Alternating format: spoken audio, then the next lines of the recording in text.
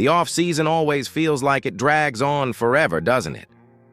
But here we are, standing just 2 weeks away from seeing our Cowboys head out to Oxnard and get this thing rolling again. You can almost feel the shift in the air when camp is this close. Like that calm before the storm when everyone's itching to see who's going to step up, who's going to surprise us, and who's going to earn that star on their helmet for good. If you've been a Cowboys fan for a while, you know this is that weird dead zone where you find yourself talking about anything and everything just to keep the spark alive. But that's what makes this fan base so special. When the headlines go quiet, we make our own conversations. We debate the roster, we argue about depth charts, we daydream about that next big play that could change it all.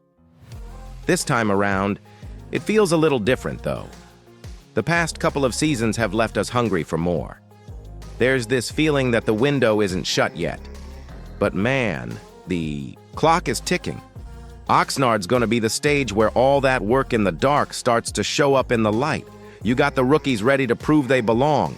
Veterans showing they still got it. And us? We're all in it together. Every snap, every headline, every rumor, every highlight reel.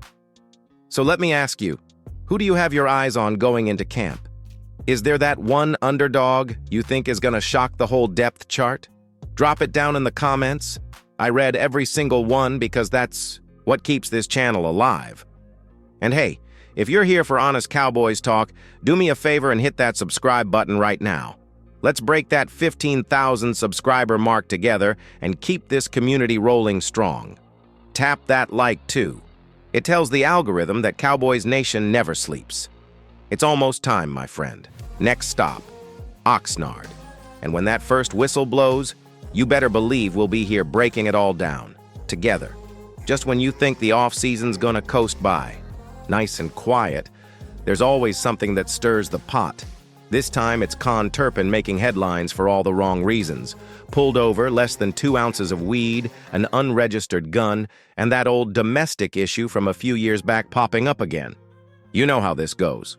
Doesn't matter if it's a star or the last guy on the roster, the media's gonna eat this stuff alive. And for a team like the Cowboys that's always under the biggest microscope in the NFL, it's just another distraction nobody asked for. Now, I'm not here to judge Turpin or pretend I know every detail of his life. I get it. These guys live under a spotlight that most of us can't even imagine. But there's a line. And when you're carrying that star on your helmet, you're expected to carry yourself differently. That's just the price that comes with the dream. And when you've got a guy who's made the roster on special teams grit and raw speed alone, the leash is shorter than most. What makes this tougher is how the NFL handles these things. One guy gets slammed by the league. Another guy's story fades away in a week.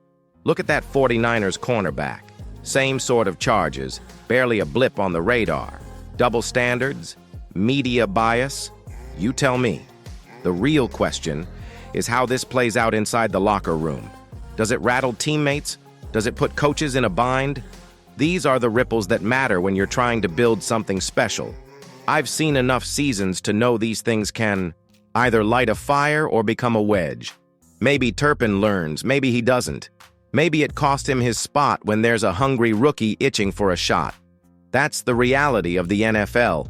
There's always someone right behind you, ready to take your job. So what do you think? Should the Cowboys move on if Turpin has another slip-up? Or does everyone deserve a second chance? Drop a simple yes or no down in the comments. I want to see where you stand. And while you're at it, don't forget to hit that subscribe button so you don't miss how this unfolds once camp kicks off. Every time we think it's going to be a quiet ride, something pops up, and you know we'll be here breaking it down every step of the way. Sometimes all it takes is the right voice at the right time to flip how we look at these stories. And that's exactly what happened when Eugene Monroe showed up on the Sunday call-in show. This is a guy who's been in the trenches, 8th pick in the 2009 draft, 7 years of protecting quarterbacks, and now he's using his voice for something bigger.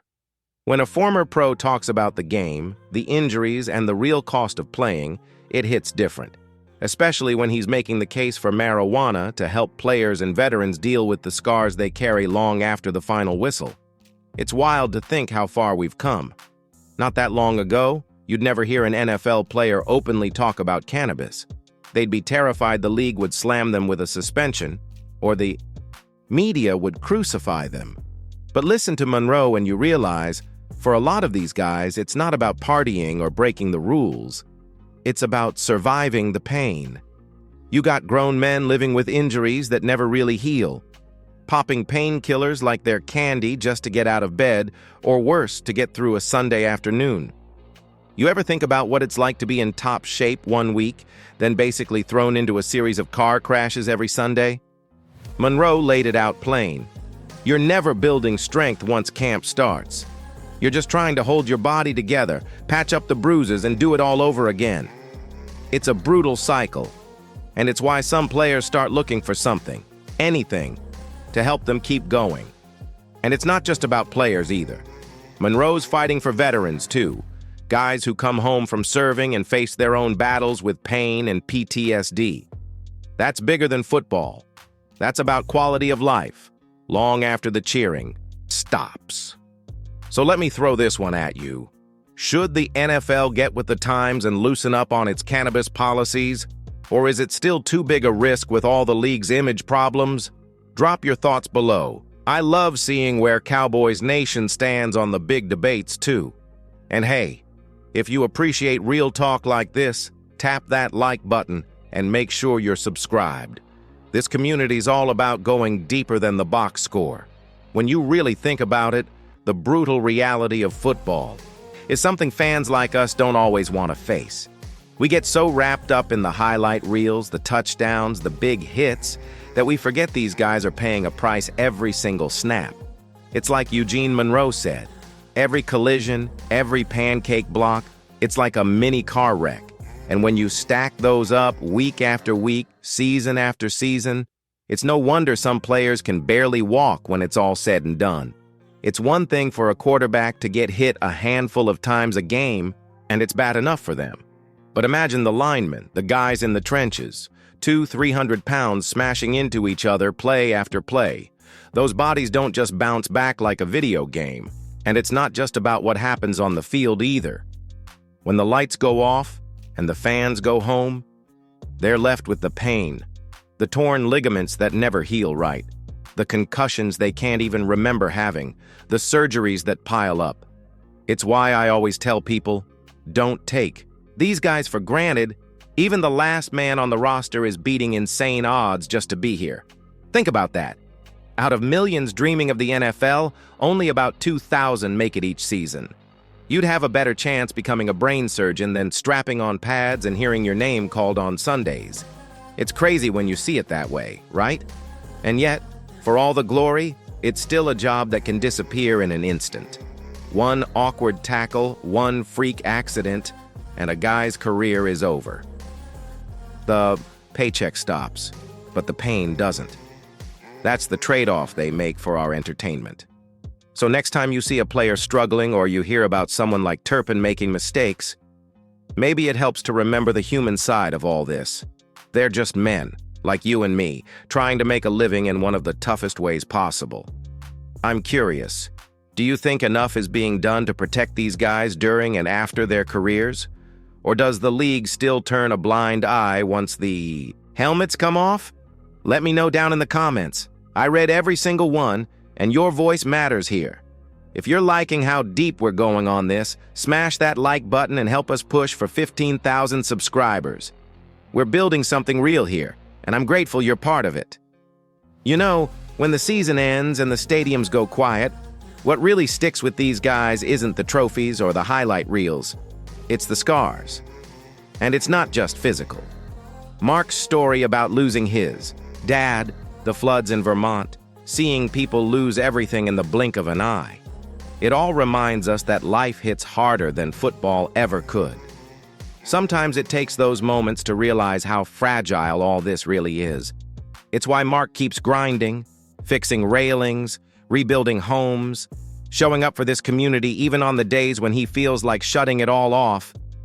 He knows, just like those players, that tomorrow isn't promised.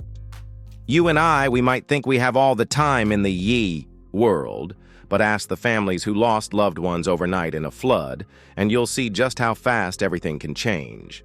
So maybe the lesson here is to appreciate what we've got right now. Appreciate the players who put their bodies on the line for our Sundays. Appreciate the family you've got, the people you love, and keep an eye out for each other, because when the game's over and the lights go out, that's what really matters. I hope you'll stick around with me and the whole Cowboys News TV family. Hit that subscribe button if you haven't already. Help us get to that 15,000 mark and keep this community growing. And before you go, drop a comment and tell me what you're taking away from all this. Is it about the game, the players, or maybe just about remembering to live life like you mean it? I love you for being here, and I'll catch you in the next one.